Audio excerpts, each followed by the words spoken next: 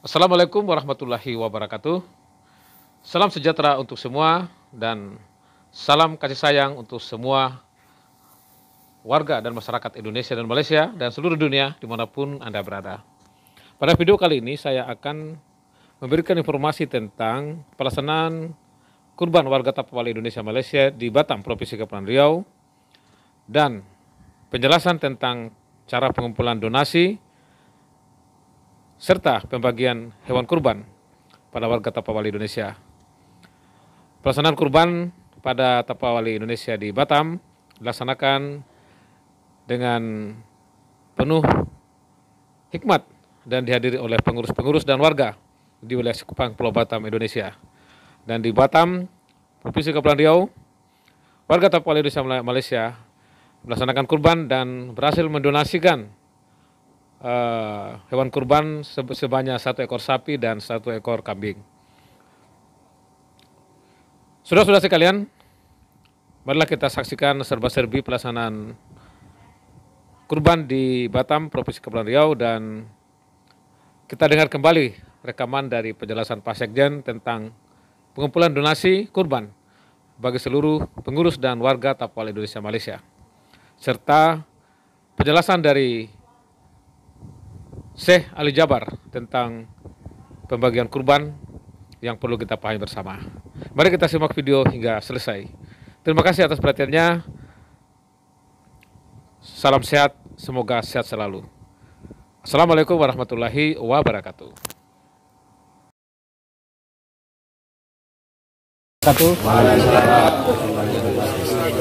Alhamdulillah, bersyukur kalau senantiasa kita panjatkan kepada Allah Subhanahu Wa Taala dan Yang Maha Kuasa, karena alhamdulillah pada hari ini kita semua bisa berada di tempat ini dalam rangka untuk pelaksanaan kurban, yang merupakan ini adalah warisan dari ajaran dari para nabi-nabi kita terdahulu yang kemudian disampaikan oleh Yang Mulia Guru Besar Tapawali Indonesia kepada kita semua warga Tapawali untuk bersama-sama berkurban.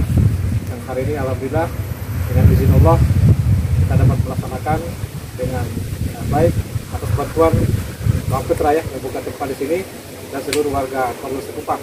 Terima kasih semua dan semua warga Tapawali yang hadir di sini. Mudah-mudahan apa yang kita niatkan, apa yang kita harapkan dari sini, mudah-mudahan mendapat rahmat dan hidayah dari Allah Subhanahu Wa Taala. Amin.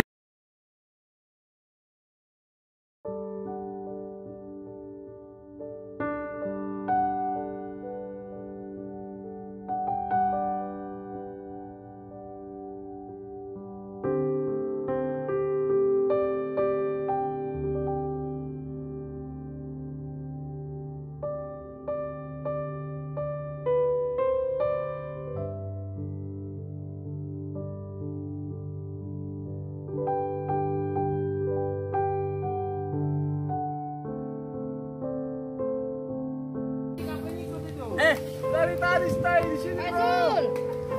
Fazul.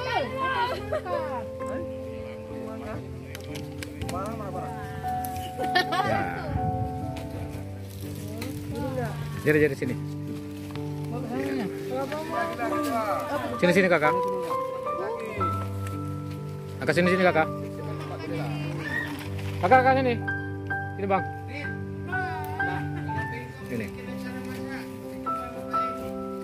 Sini bang, pegang.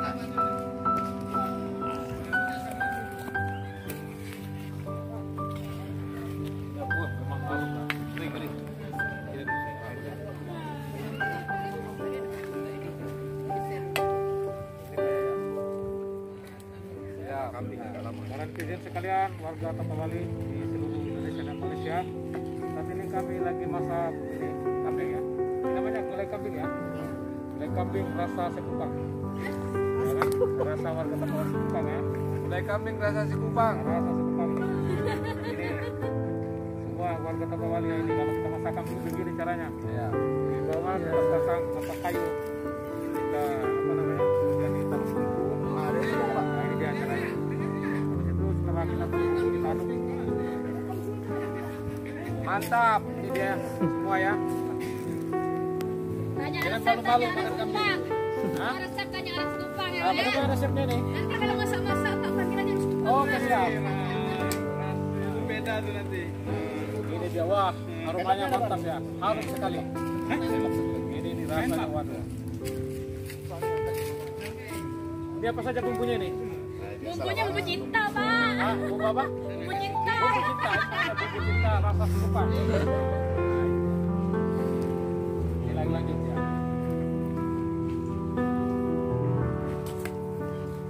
Udah gak bang, bener di sana.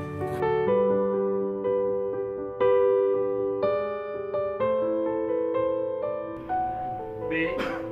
Pelaksanaan kurban yang kemarin kita sudah sepakati. Peserta didik Yayasan Al-Asisu Tapak Wali bisa melaksanakan kurban dengan ketentuan.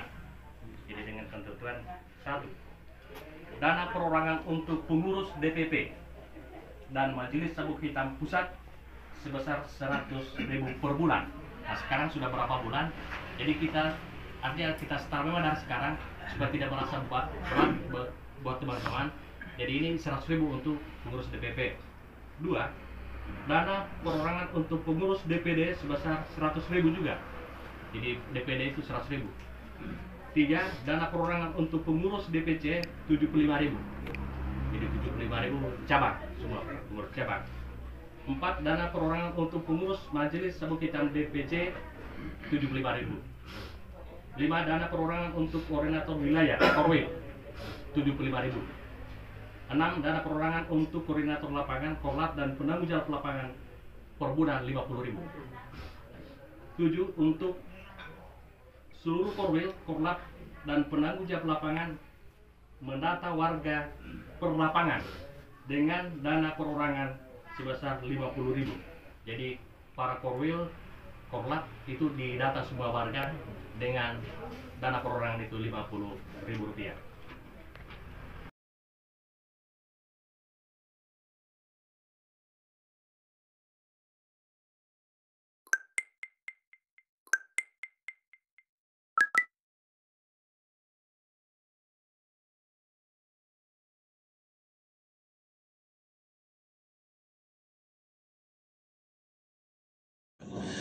Dan kalau kita mau sembelih, bismillah atas namaku dan keluarga. Tidak perlu bawa data-data nama keluarga. Jadi disebutkan tukang sembelihnya ada capek menunggu sambil sebutkan nama-nama. Tidak perlu. Udah bismillah atas namaku dan keluarga. Termasuk kata atas namaku dan keluarga, termasuk orang tua yang sudah meninggal. Termasuk orang tua yang sudah, karena kita adalah hasil daripada orang tua. Itu sudah termasuk, tidak perlu kita sebutkan. Ada sebagian ulama membolehkan kalau kita mampu mau khusus kambing atas nama orang tua, tidak masalah kalau kita mampu. Tapi kalau kita tidak mampu, itu sudah termasuk orang tua kita bersama keluarga besar kita. Ini salah satu kenikmatan, dan ini termasuk juga sedekah yang berguna bagi orang yang sudah meninggal di keluarga kita. Wallahu ta'ala. Dan juga masalah panitia, bisa kita mewakili. Kalau kita tidak mengerti sembelihannya dan tidak mengerti cara bagiannya. Tapi ada satu sunnah yang termasuk kehilangan sunnah ini, adalah banyak yang tidak mau makan dari hasil kurban. Padahal itu sunnah Rasul. Dari akikah boleh makan, dari kurban pun boleh makan. Bahkan sunnah SAW dibagi 3. Sepertiga pertama dihadiahkan. Maksudnya kata dihadiahkan kepada orang kaya. Misal tetangga saya tapi orang kaya, dia bukan miskin, tapi boleh saling hadiah. Karena inti daripada hadiah silaturrahim. Ada keluarga kita termasuk mampu, tapi saya kasih, ini alhamdulillah saya sembelih sapi. Barangkali dia tidak mampu, cuma sembelih kambing. Udah kita dapat daging kambing, dia dapat daging sapi. Tapi dengan niat hadiah, bukan sedekah, karena dia bukan orang miskin yang menerima sedekah. Yang sepertiga yang kedua adalah sedekah. Sedekah itu termasuk orang miskin. Yang ketiga kita makan sendiri. Bahkan Rasulullah SAW selepas Idul Adha, beda sama Idul Fitri. Sebelum Idul Fitri dia makan kurma, meyakinkan batalan puasa. Tapi kalau Idul Adha tidak makan dan minum sebelum salat, kenapa? Bukan berarti tidak boleh. Tapi Rasulullah SAW ingin pertama pembukaannya, buka sarapannya atau makan di pagi harinya selepas Idul Adha adalah dari hasil sembelihan kambing itu atau dari kurban. Jadi kita sebagian sedikit. Tapi kalau kita merasa alhamdulillah rezeki saya banyak di rumah, alhamdulillah banyak ada makanan, mau sedekahin semuanya, semua mau sedekahin, tidak masalah. Tapi yang saya maksud, kenapa tidak kita sekali-kali hidupkan sunnah Rasul? Jadi sebagian, walaupun ada sebagian sedikit lah, buat istilahnya sama sedikit porsi nasi atau apa, karena kita berhak sebagai kita kurbankan lillahi ta'ala, kita berhak menikmati kurban ini yang lillahi ta'ala supaya kita mendapatkan keberkahannya, bukan hanya orang lain. Terus yang kedua ada masalah pembayaran.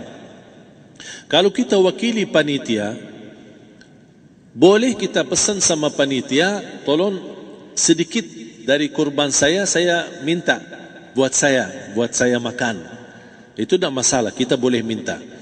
Dan boleh kita wakili, tapi kita tolong ingatkan, tidak boleh pembayaran hasil sembelihan itu dari kulitnya. Ini menjadi salah satu persoalan di Indonesia. Banyak tukang sembelih datang, ketika kita tawarkan untuk sembelih ini, berapa Pak? Oh tidak apa-apa, kasih aja kulitnya sama kepalanya.